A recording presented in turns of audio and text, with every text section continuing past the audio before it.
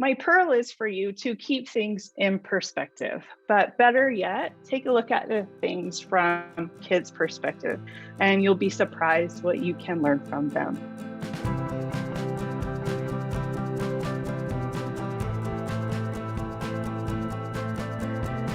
Okay, hi everybody. I'm going to tell you a little story about when I taught music. 10 years ago, I was teaching music in Washington Heights, New York City. It was at TEP Charter School, and it was a middle school for grades 5 through 8, where 95% of the population was Dominican ELL students reading well below grade level. September of that year, I decided that I was going to take 120 of my kids, all of them, to a choir competition at Six Flags Great Adventure. We've never done that before. The kids never really had music before, but I had a good track record. I was pretty successful, so I thought, why not?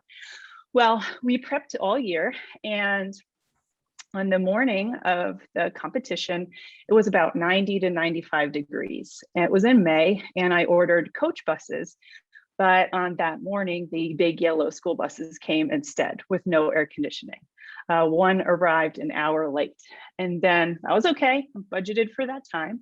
But we got on the road and heading down from New York City to New Jersey, where the Parkway and the Turnpike meet. Well, the bus broke down in the toll booth. So that meant I had to form a human shield with all of my teachers to reconfigure all of those 40 kids and get them onto other buses. Okay, no problem. Well, about 30 minutes down the road, another bus starts smoking from the engine. So we pull over, we fix that. I'm in contact with the people at the competition. They know we're going to be late. Okay, then we find out the buses weren't taking us to the competition site. They were going somewhere else. They got the wrong address. So we were yet another 30 minutes late. About that time, I got a note handed to me from the student in front that she just got her period for this first time and she was a mess. So I had to give her my khaki pants for changing and take care of her. All said and done, we finally arrive at the competition site. It's showtime, no warm up, just get on the stage and sing. The kids were hot, they were exhausted. They had sat on a bus for about 4 hours. It's okay. We sing, we do our best. It wasn't great, but all said and done, we got through it. We get back in the buses and go to Great Adventure. That is a theme park, roller coasters, rides, things like that. I sent the kids off in groups, and throughout the day with my check-ins, kids were switching groups. Kids, of course, wandered off. Somebody vomited on my friend's shoes. It just keeps getting better.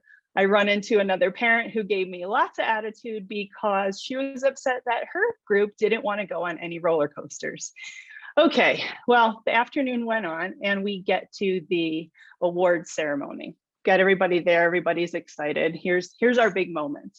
Well, they announced us first. And essentially, what does that mean? That means we're last. So we got last place, not only in our division, but for the entire competition. Kids cheered, we got a trophy, it's fine. It's time to go.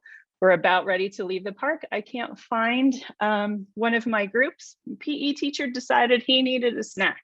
So he took his group to get ice cream when it was time to leave. So then they bring the kids back another 30 minutes late. As I do the final head counts, another teacher jumps off the bus carrying a bag of vomit. I cannot this up. It's all said and done. We get back on the buses and head home, another 2-hour ride. I secretly cried pretty much the entire way home.